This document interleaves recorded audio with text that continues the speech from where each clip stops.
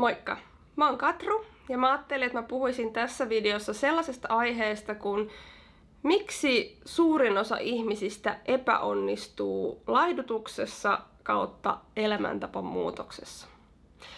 Elikkä suurin osa ihmisistä, myös itseni mukaan lukien ennen, eli suurin osa ihmisistä lähtee tekemään painonpudotusta kautta elämäntapamuutosta, tai elämäntapamuutosta sillä mentaliteetillä, että hei, nyt mä haluun vaikka tosi nopeasti sen 10-20 kiloa ja mä teen mitä tahansa, mitä se vaan niin kuin vaatii, mutta mä en mieti yhtään niin kuin semmosia kestäviä ratkaisuja. Elikkä lähdetään syömään ehkä sellaisia ruokia, mistä sä et oikeesti pidä. Lähdetään tekemään semmoista liikuntamuotoa, mitä sä vihaat, mutta sä ajattelet, että tää on vaan väliaikaista.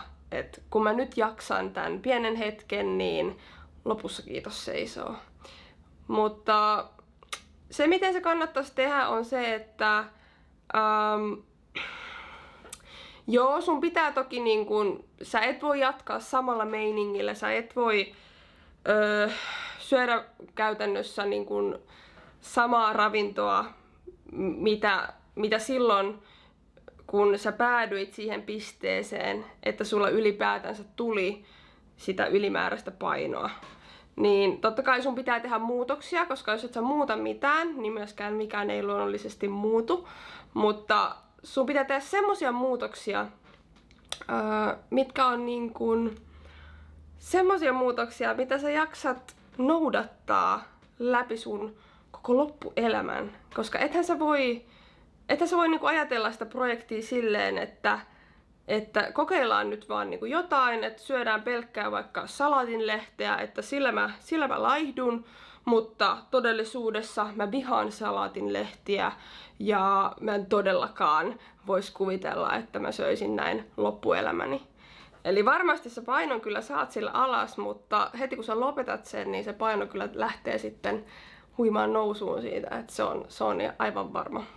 Että tehdään niitä semmosia niinku kestäviä ratkaisuja, kestäviä lopputuloksia ja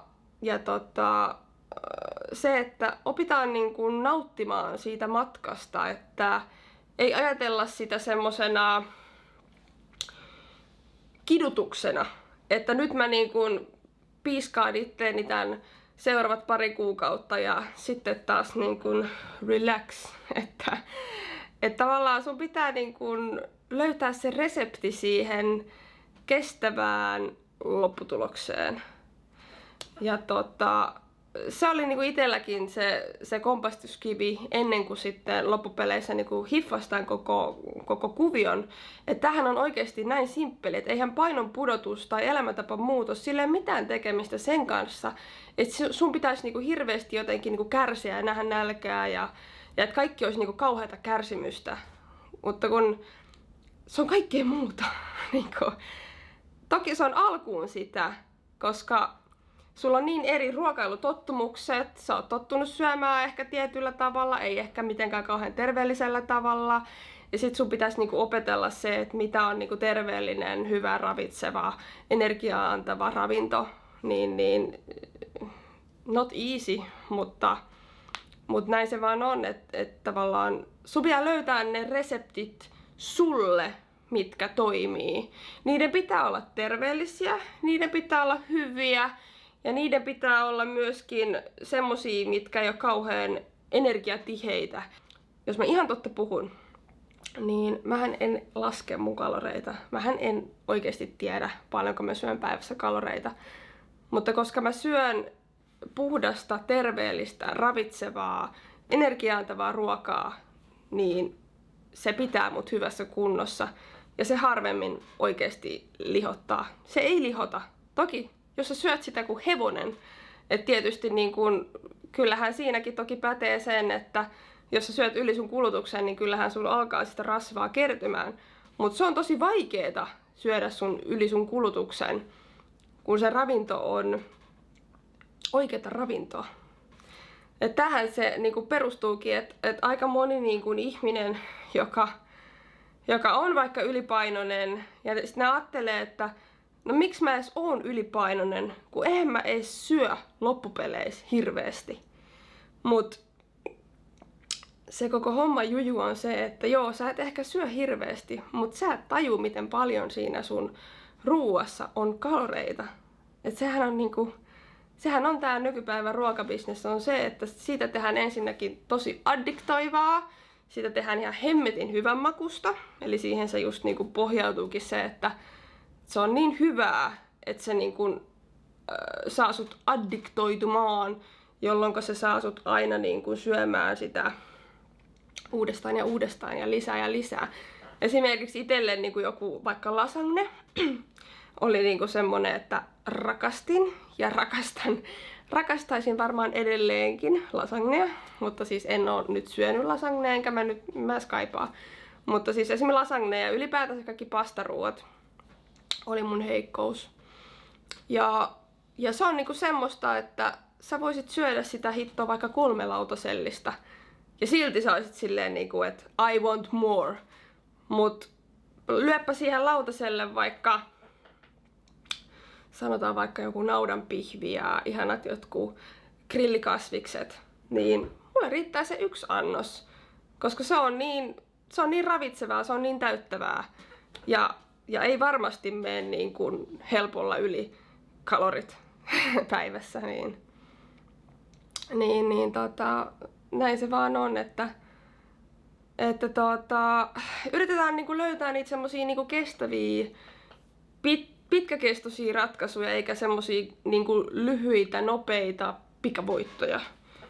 Että toki niinku se paino niinku varmasti lähtee alussa aika nykyrutinällä, kun sä alat syömään oikein, mutta toki se sitten hidastuu siinä, niinku, koska alkuunhan sun lähtee kaikki nesteet YMS. Niin ei se painonpudotustahti tuu pysyä semmosena niin kuin loputtomiin.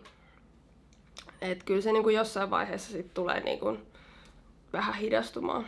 Mutta yrittää niin kuin löytää semmosia niin kuin terveellisiä, hyviä reseptejä, semmosia, mistä sä oikeesti tykkäät ja mitkä oikeesti tukee sitä sun hyvinvointia ja antaa sulle sitä energiaa siihen arkeen ja niin kuin antaa sulle sitä hyvää oloa. Ja silleen, että sä et niinku tunne semmoista, niinku, että sä niinku kärsisit, että se on niinku se tavallaan niinku resepti siihen niinku onnistumiseen. Ei lähdetä enää niinku tekemään asioita silleen, että sä taistelisit jotenkin niinku itseesi vastaan, että sä joka päivä vaan mietit, että sä tavallaan niin mietit koko ajan sun mielessä, että milloin sä pääset sinne sun maaliin ja milloin sä voit sitten niin kuin palkita itsesi taas niillä vanhoilla hyvillä ruuilla, vanhoilla tottumuksilla, vaan lähdetään tekemään semmoista niin kuin pitkäkestoista, lopun elämän kestoista matkaa ja semmoista, missä sä oikeesti tunnet itsesi energiseksi, sä tunnet itses hyväksi ja sulla on semmoinen fiilis, että tää on hyvä juttu ja paluu entiseen ei ole niin kuin, ei tuu kuuloonkaan. niin näillä niin kuin eväillä, nää on ne mun neuvot. Ja itsellä ainakin niin kuin, vuodesta 2023 lähdettiin tälle matkalle ja sillä matkalla ollaan edelleen ja I'm not going back.